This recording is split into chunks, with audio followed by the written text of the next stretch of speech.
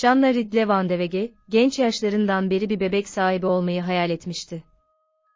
Çocuklarına vereceği isimleri bile yerel bir kilisede tanıştığı Craig Van de Wege ile çıkmaya başlamadan yıllar önce seçmişti. Umut dolu bir geleceğe adım atmak istiyorlardı. Ancak bir umutla başlayan aşk, trajik bir ölümle bitecek ve derin bir üzüntüye dönüşecekti. Merhaba arkadaşlar, bugün sizlere umutlarla dolu bir evliliğin ve yıllarca hayali kurulan yuvanın, cani bir baba tarafından çocuğun ve annenin yaşamlarının, ellerinden nasıl alındığından bahsedeceğim. Bu tarz videoları beğeniyorsanız abone olmayı unutmayın.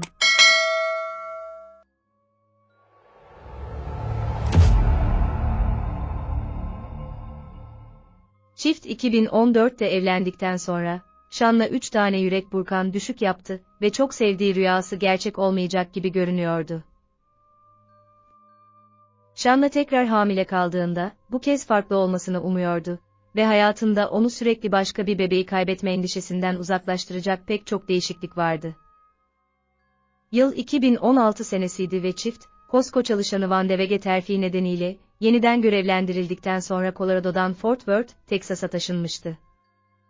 36 yaşındaki Shanna ailesi için taşınmadan önce bir ev bulmak için tek başına gitmişti. Kayıtlı hemşire doğum iznindeydi ve günlerini doğum için hazırlanarak geçirdi. Bu seferki doğumunun iyi geçmesini dileyerek, hamileyken yolculuğu kolay olmamıştı. Ama DJ olarak tanınan oğulları Diederik Bonas'ın Eylül'de gelişi daha da büyük bir lütuf oldu. Sonunda Shanna'nın uzun süredir devam eden hayali gerçek olmuştu. Mutluydu ve Van de Wege ile aile fotoğrafları için gururla poz vermişlerdi. Ancak birkaç hafta içinde trajedi yaşandı. 15 Aralık'ta Van de Wege, 911 R'yi evlerinden saat 21:30 civarında aradı ve işten eve geldiğinde evi soyulmuş ve üst katta karısı ve bebeği ölü bulduğunu söyledi.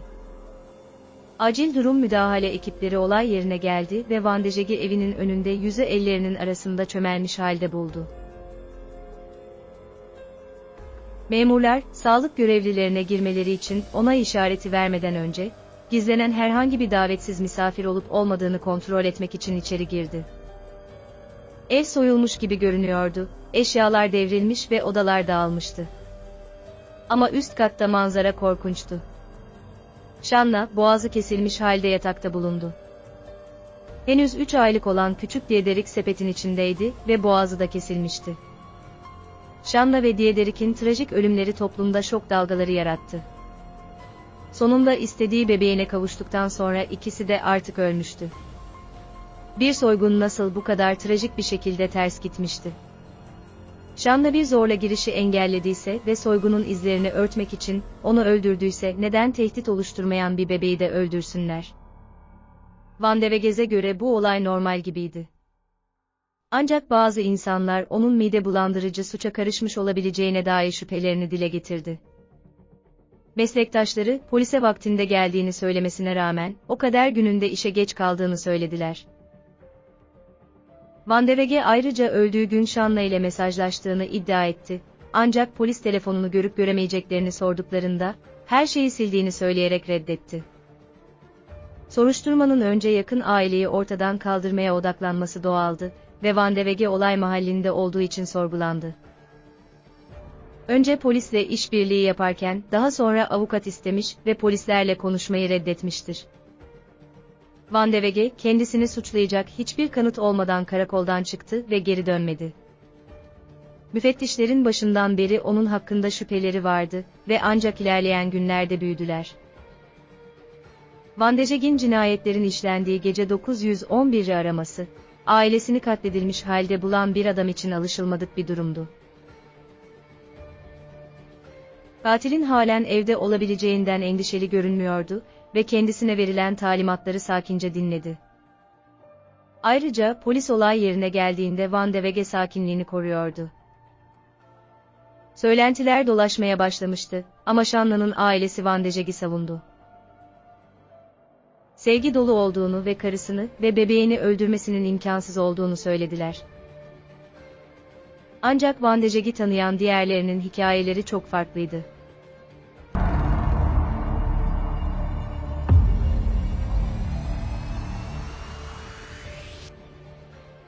İş arkadaşları polise, Van de Geeg'in karısının ölümünden önce onun hakkında bazı endişe verici şeyler söylediğini söylediler. Görünüşü hakkında olumsuz yorumlara yer verdiler, saçlarını ve giyimini eleştirdiler. Hatta ona ancak içki içerek katlanabileceğini söylemişti. Ve şok edici bir şekilde, Sean'la hamileyken, onu merdivenlerden aşağı itmeyi dilediğinden bahsetmişti. Ardından hem karısı, hem de bebeği ölürse işten daha fazla izin almaktan bahsetmişti. Van de Geeg ayrıca kaygı ilacının kafasında insanları öldürmesini söyleyen sesler duymasına neden olduğundan bahsetti. Sonra Sean'ın ölümünden hemen önce, babası ve Sean'ın başlarını kesmekle ilgili rüyalar gördüğünü itiraf etti. Kafalarını sosis gibi dilimlediğini söyledi. Hepsi laf mıydı yoksa Van de Geeg tehditlerini yerine getirmiş miydi? Tutuklanması için tutuklama emri çıkarıldı ve 21 Aralık'ta tutuklandı. Colorado'ya seyahat ederken polis, düzensiz araç kullandığına dair raporların ardından hız yaptığı için onu durdurdu. Van de Geeg sakince memurlara, "Uzun bir hafta oldu, karım ve çocuğum Teksas'ta öldürüldü," dedi. Daha sonra, memurlar arabasında kamuflaj giysisi, ilaç, silah ve cephane bulmadan önce ölümler için suçlandığından şikayet etti. Van de Geeg, cenaze için Colorado'da olduğunu ancak Las Vegas'a gideceğini de söyledi. Alyansı birkaç prezervatifle birlikte cebindeydi. Van de Geeg hız yapmaktan tutuklandı ve gözaltına alındıktan sonra cinayetle suçlandı. Sean'ın ailesi, Sean'la ve Diederik'in canları pahasına güvendikleri adamın, kendilerini öldürmekten yargılanacağı haberiyle sarsıldı. Trajik şekilde öldürülen anne ve çocuğu 27 Aralık'ta sonsuza dek birlikte toprağa verildi. Geçen yıllardaki duruşmada Van de Geeg suçsuz olduğunu iddia etti. Birinin aile evini işgal ettiğine dair haberin yalan olduğunu söyleyen savcılık, eşi hakkında meslektaşlarına şikayette bulunduğunu ve onlara, tüm kanıtları göz önüne alarak zarar verdiğini dile getirdi. 15 Aralık'ta Van de Geeg ile konuşan 2911 çağrı yöneticisi, Van de Geeg'in ailesine ölü bulduğunu bildirirken çok sakin olduğunu ve katilin halen orada olması gibi olan korkuların aklından geçmediğini ifade etti. Yas tutan bir koca ve baba için son derece alışılmadık bir davranıştı.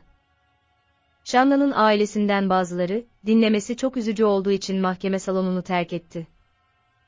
Olay yerine gelen ilk memurlar, Van de Geeg'in tuhaf bir şekilde sakin olduğunu da fark etmişlerdi.